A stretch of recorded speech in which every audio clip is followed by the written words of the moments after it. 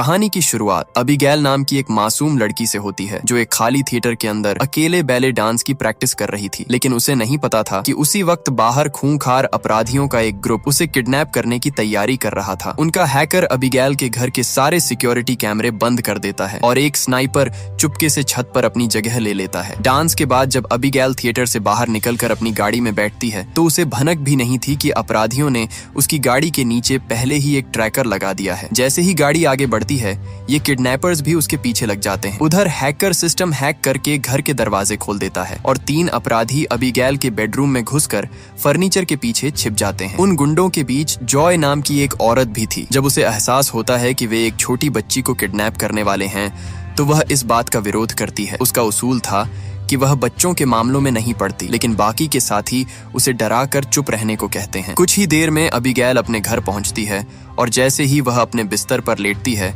अंधेरे में छिपे वो अपराधी मौका देखकर उस पर हमला कर देते हैं। एक आदमी उसे पकड़ने की कोशिश करता है लेकिन अबीगैल एक तेज पेंसिल सीधा उसके हाथ में घोंप देती है। तभी दूसरा आदमी आगे बढ़कर उस बच्ची का मुंह कसकर दबा देता है और उसे पकड़ लेता है। पहला गुंडा गुस्से में आकर अबीगैल को थप्पड़ मारने ही वाला होता है कि तभी जॉय उसे रोक देती है और बच्ची पर हाथ उठाने से मना करती है। फिर जॉय खुद आगे आती है और अबीगैल को बेहोशी का इंजेक्शन दे देती है जिससे वह मासूम बच्ची पल भर में गहरी नींद में सो जाती है। इसी बीच टीम के बाकी साथी जो बाहर गाड़ी में इंतजार कर रहे थे वो अंदर वालों को रेडियो पर अलर्ट करते हैं कि एक कार उनकी तरफ आ रही है। तीनों अपराधी बिना कोई देरी किए अबीगैल को एक बैग में डालते हैं और खिड़की के रास्ते खामोशी से वहां से बाहर आ जाते हैं। जैसे ही वे लोग उस बच्ची को लेकर गार्डन पार करते हैं और छत से उतरे स्नाइपर से मिलते हैं तभी अचानक घर का सिक्योरिटी अलार्म जोर से बजने लगता है। खतरा भांपकर उन्हें वहां से तुरंत भागना पड़ता है। तभी टीम के बाकी 2 साथी अपनी वैन लेकर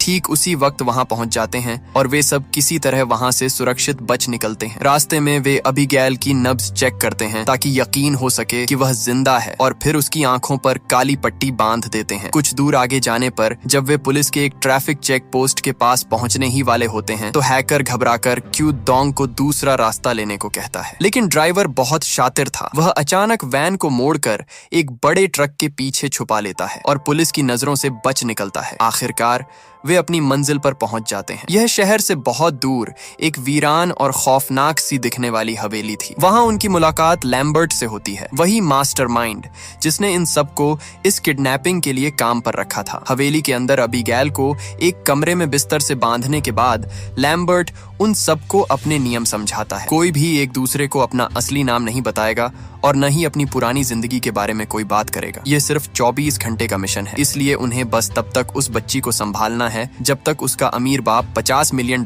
की भारी रकम नहीं भेज देता। लैम्बर्ट उन्हें यह बिल्कुल नहीं बताता कि आखिर उस लड़की का बाप है कौन। सुरक्षा के लिए वह सबके फोन अपने पास जमा कर लेता है ताकि उन्हें कोई ट्रैक न कर सके। वहां से जाने से पहले वह सबको उनकी पहचान छिपाने के लिए नए कोड नेम दे देता है। लैम्बर्ट के जाते ही पूरी टीम उस पुरानी हवेली में रखी महंगी शराब का मजा लेने लगती है, इस बात से पूरी तरह बेखबर कि उनकी यह खुशी बस चंद घंटों की मेहमान है। शराब के नशे में डीन ज्यादा होशियार बनकर सबकी पुरानी जिंदगी का अंदाजा लगाने की कोशिश करता है लेकिन बुरी तरह फेल हो जाता है। इसके बाद जॉय शर्त लगाकर सबके हाव भाव और कपड़ों से एक झटके में सबका एकदम सही सच बता देती है। वह बताती है कि फ्रैंक पूर्व पुलिस डिटेक्टिव था, पीटर माफिया का गुंडा, सैमी अमीर घर की बिगड़ी लड़की, रिकल्स स्नाइपर और डीन एक सन की ड्राइवर है। बदले में फ्रैंक भी जॉय को देखकर सही तीर मारता है कि वह पक्का एक ड्रग एडिक्ट रह चुकी है। उन अपराधियों ने एक दूसरे के राज तो खोल दिए थे लेकिन सबसे भयानक सच अभी भी उस बंद कमरे में उनका इंतजार कर रहा था। फिर जॉय अबीगैल को देखने उसके कमरे में जाती है। अबीगैल की आंखों की पट्टी और हथकड़ी बहुत टाइट थी, इसलिए जॉय उसे खोलकर उसके हाथ आगे बांध देती है। जॉय उसे प्यार से समझाती है कि वे उसे कोई नुकसान नहीं पहुंचाएंगे और यह बात वह उससे पिंकी प्रॉमिस करके पक्की करती है। जॉय बताती है कि उसका भी एक बेटा है लेकिन बदले में अबीगैल कहती है कि उन लोगों ने बहुत बड़ी गलती कर दी है और आगे जो भी होने वाला है उसके लिए वह माफी चाहती है। एक 12 साल की बच्ची का किडनैपर्स से इस तरह माफी मांगना आने वाली किसी भयानक तबाही का सीधा इशारा था। चिंतित जॉय फ्रैंक को बताती है जिसके बाद फ्रैंक खुद सच्चाई उगलवाने अबीगैल के कमरे में जाता है। अबीगैल के मुंह से उसके पिता क्रिस्टोफ लाजर का नाम सुनते ही फ्रैंक के पैरों तले जमीन खिसक जाती है। वह भागकर ग्रुप को बताता है कि यह लड़की दुनिया के सबसे खतरनाक अंडरवर्ल्ड डॉन की बेटी है। खतरा भांपकर वे हवेली के सारे दरवाजे बंद कर देते हैं। इसके बाद हवेली में अजीब चीजें होने लगती हैं। डीन मजे लेते हुए सोते हुए पीटर के चेहरे पर ड्राइंग ड्राइंग बनाता है और फिर बेसमेंट की रसोई में जाता है। वहां अचानक एक अदृश्य ताकत उसका पैर पकड़कर उसे अंधेरे में पीछे खींच लेती है। उसकी आवाज सुनकर सैमी बेसमेंट में पहुंचती है, जहां डीन चुपचाप एक टेबल पर बैठा था। लेकिन जैसे ही वह उसके पास जाती है, डीन का सिर कटकर धड़ से अलग हो जाता है। ये भयानक नजारा देखकर सैमी डर के मारे उल्टी कर देती है। बाकी लोग भी वहां पहुंचते हैं और उन्हें तुरंत लाजर के सबसे खतरनाक और बेरहम शूटर वॉल्डेज की याद आ जाती है, जो ठीक इसी तरह बिना कोई सुराग छोड़े लोगों को मौत के घाट उतारता था। घबराकर वे सब तुरंत अबीगैल को चेक करने जाते हैं, जो अपने कमरे में पूरी तरह सुरक्षित थी। रिकल्स डर के मारे वहां से भागने के लिए जैसे ही हवेली का मुख्य दरवाजा खोलता है, तो सामने लोहे का एक और मजबूत गेट बंद मिलता है। पीटर उसे अपनी ताकत से तोड़ने की कोशिश करता है, लेकिन उसकी इस हरकत से हवेली का एक ऑटोमेटिक सिक्योरिटी सिस्टम एक्टिवेट हो जाता है, जो पलक झपकते ही सारी खिड़कियों को लोहे की मोटी चादर से ढक देता है। वे सब अब उस हवेली के अंदर पूरी तरह फंस चुके थे। जॉय तुरंत समझ जाती है कि यह कोई इत्तेफाक नहीं, बल्कि एक सोचा समझा जाल है। उधर रिकल्स अपनी बंदूक देखने जाता है, लेकिन वह वहां से गायब थी। जॉय भागकर अबीगैल के पास जाती है और उससे पूछती है कि क्या उसने फ्रैंक के अलावा किसी और को कमरे के आसपास देखा है। अबीगैल साफ मना कर देती है और रोते हुए कहती है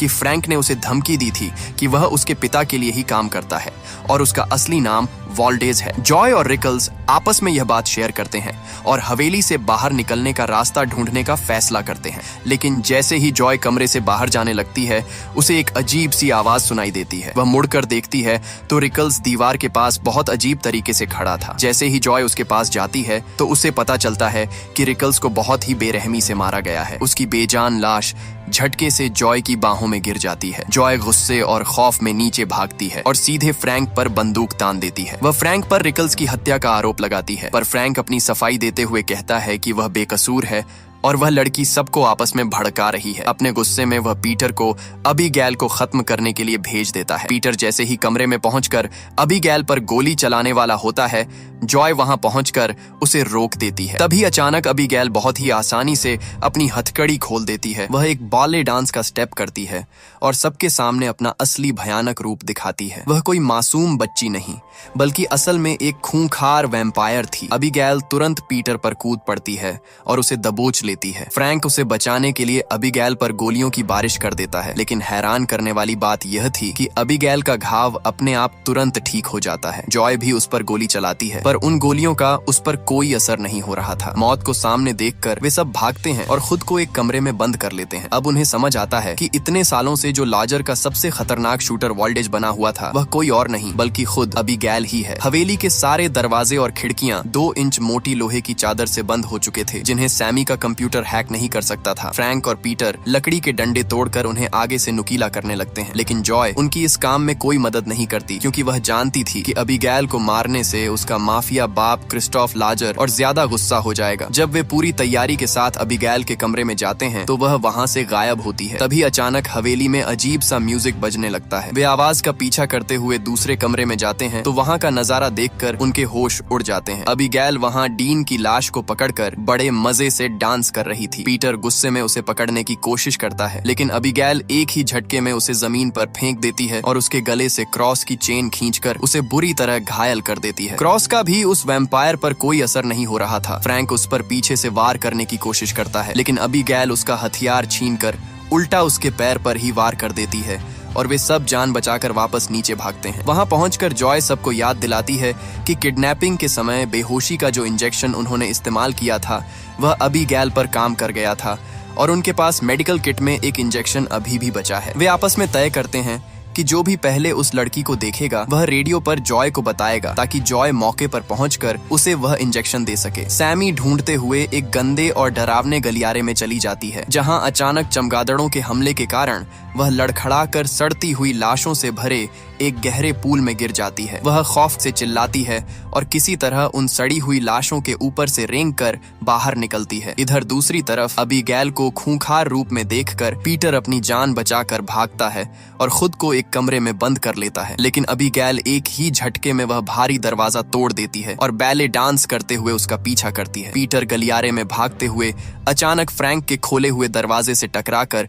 रेलिंग से नीचे गिर जाता है। इसके बाद अबीगैल फ्रैंक पर झपटती है और उसे सीढ़ियों से नीचे फेंक देती है। जॉय मौका देखकर अबीगैल को बेहोशी का इंजेक्शन देने की कोशिश करती है, पर अबीगैल उसका हाथ झटक देती है, जिससे सिरिंज दूर लोहे के गेट के पार गिर जाती है। तभी सैमी पीछे से आकर अबीगैल को पकड़ने की कोशिश करती है, लेकिन अबीगैल पलटकर उसके हाथ पर बहुत बुरी तरह काट लेती है। तभी घायल पीटर अपनी बची खुची ताकत से वापस आता है और अबीगैल को जमीन पर दबोच लेता है। जॉय फुर्ती से गेट के पार गिरी सिरिंज उठा लाती है और सीधा अबीगैल की गर्दन में घोंप देती है। दवा का असर होते ही वह खूंखार वैम्पायर लड़की बेहोश हो जाती है। वे फिलहाल उस शैतान से बच तो गए थे, लेकिन सैमी अब बुरी तरह डर चुकी थी कि अबीगैल के काटने की वजह से उसका शरीर भी जल्द ही एक खून के प्यासे वैम्पायर में बदल जाएगा। कुछ देर बाद अबीगैल एक पिंजरे में बंद हालत में होश में आती है। जॉय उससे कहती है कि अगर वह बाहर निकलने का रास्ता बताएगी तो वे सब उसे आजाद कर देंगे, लेकिन अबीगैल जोर से हंसती है और बताती है कि यह सब उसकी ही बिछाई हुई चाल थी और लैम्बर्ट भी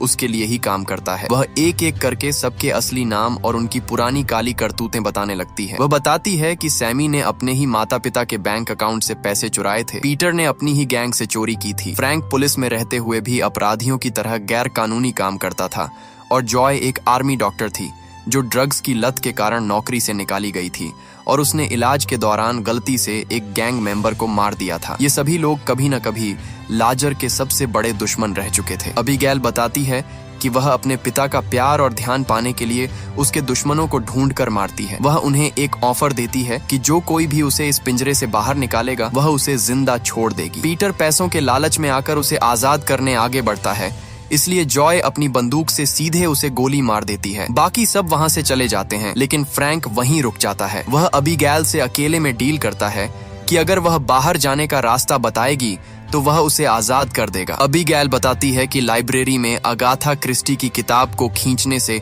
एक गुप्त दरवाजा खुलता है। फ्रैंक रास्ता जानने के बाद भी उसे आजाद नहीं करता, इसलिए अबीगैल अपनी ताकत से पिंजरे का दरवाजा तोड़कर बाहर निकल आती है। उसी समय जॉय वहां पहुंचती है और पास की खिड़की के लकड़ी के तख्ते तोड़ देती है। सूरज की रोशनी जैसे ही अबीगैल के हाथ पर पड़ती है, उसका हाथ मोम की तरह फट जाता है और वह चीखती हुई वापस अंधेरे में भाग जाती है। सब अपनी जान बचाकर भागते हैं और लाइब्रेरी में उस धूप के नीचे खड़े हो जाते हैं जो एक ऊंची खिड़की से अंदर आ रही थी। सैमी को धूप में खड़े रहने पर कुछ नहीं होता, जिससे वह राहत की सांस लेती है कि वह वैम्पायर नहीं बनी है। फ्रैंक तुरंत अलमारी से वह किताब खींचता है, लेकिन कुछ नहीं होता क्योंकि अबीगैल ने उससे झूठ बोला था। जॉय सैमी को बताती है कि वह इस काम के पैसों से अपने बेटे के पास वापस जाकर एक नई शुरुआत यानी रीसेट करना चाहती थी। इस रीसेट शब्द को सुनते ही सैमी को एक बड़ा आइडिया आता है कि अगर वे हवेली का मुख्य पावर सोर्स ढूंढ लें तो वे सारे लॉक एक झटके में खोल सकते हैं। वे दो अलग ग्रुप में बंटकर पावर सोर्स ढूंढने निकलते हैं। तभी अचानक अबीगैल फिर से वही डरावना म्यूजिक बजाती है। पहले काटने की वजह से वह सैमी के दिमाग को पूरी तरह अपने कंट्रोल में ले लेती है। सैमी देखते ही देखते